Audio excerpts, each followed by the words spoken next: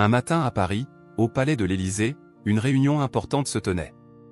Le président Emmanuel Macron avait réuni les plus grands chefs d'entreprise de France pour discuter des effets de la hausse des impôts sur le monde des affaires.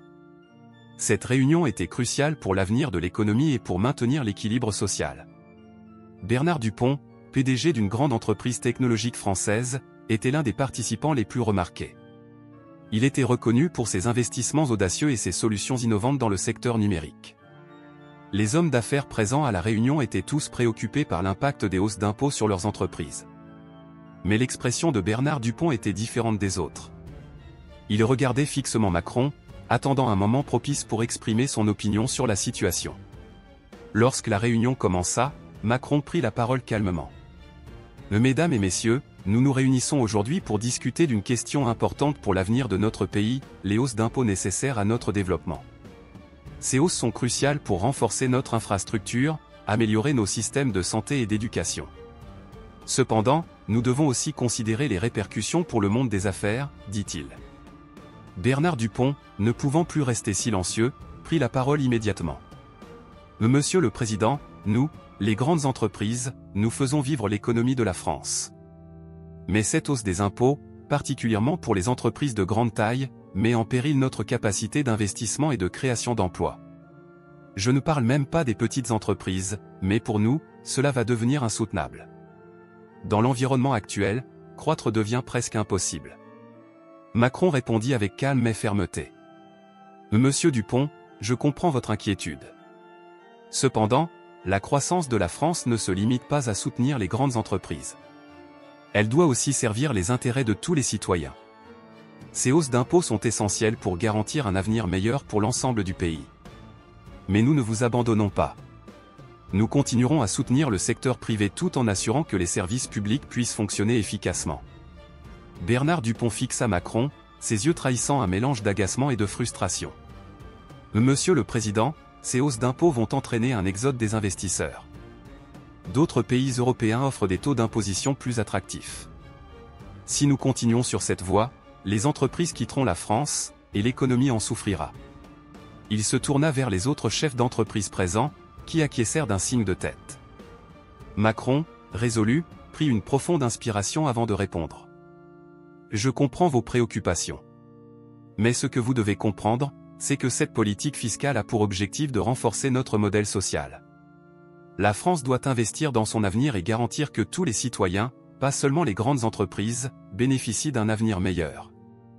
Oui, c'est un défi, mais nous devons avancer ensemble. Le regard de Bernard Dupont était de plus en plus intense. Monsieur le Président, cela va conduire à la fermeture de nombreuses petites entreprises et à une perte de compétitivité pour les plus grandes. Nous devons être compétitifs à l'échelle mondiale, sinon nous perdrons notre place dans l'économie internationale. Les tensions dans la salle étaient palpables. Les autres participants commençaient à murmurer entre eux, réfléchissant à la situation. Macron, cependant, restait calme et maîtrisé. Il savait que ce genre de débat était nécessaire pour trouver une solution équilibrée.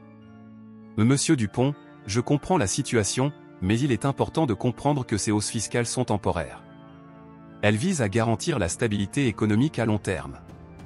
La discussion s'éternisait, et Bernard commença à perdre patience. Il sortit son téléphone et envoya un message à son équipe pour discuter des conséquences immédiates de ces hausses d'impôts. Ses craintes grandissaient. Le marché de l'innovation risquait de souffrir de ces décisions, et de nombreuses entreprises pourraient être poussées à chercher un environnement plus favorable ailleurs. Lorsque la réunion reprit, Macron poursuivit. Nous ne vous abandonnons pas, je le répète. Nous travaillerons ensemble pour trouver un compromis, mais il est essentiel de comprendre que pour renforcer notre modèle économique, nous avons besoin de ce changement.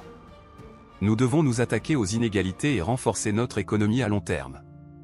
Ce n'est pas facile, mais avec le soutien de tous, nous réussirons. Bernard Dupont, bien que toujours sceptique, commença à douter. Ce que Macron disait avait du sens d'un certain point de vue, mais il ne pouvait ignorer les conséquences potentielles pour son secteur. Au moment où il quitta la salle, il était clair qu'il n'était pas satisfait, mais il savait que ce débat n'était que le début d'une longue discussion sur l'avenir de l'économie française. Dans les jours qui suivirent, la presse française se fit l'écho de ce face-à-face entre Macron et les grands chefs d'entreprise. Certains saluèrent le courage de Macron d'imposer ces hausses d'impôts pour garantir l'avenir du pays, tandis que d'autres prévoyaient que cette décision pourrait engendrer une crise pour de nombreuses entreprises. Le gouvernement commença à ajuster ses propositions fiscales, mais le débat continuait de diviser l'opinion publique. Macron, malgré la controverse, resta fidèle à ses convictions. La France doit se préparer à l'avenir, et cela nécessite des sacrifices temporaires pour un bien commun. Je suis persuadé que, même si ce chemin est difficile, il est nécessaire pour notre prospérité future, déclara-t-il dans une interview quelques jours plus tard. La question restait ouverte, la France parviendrait-elle à trouver un équilibre entre soutien à l'économie et justice sociale, ou ce débat allait-il pousser davantage de grandes entreprises à quitter le pays pour des terres plus accueillantes fiscalement ?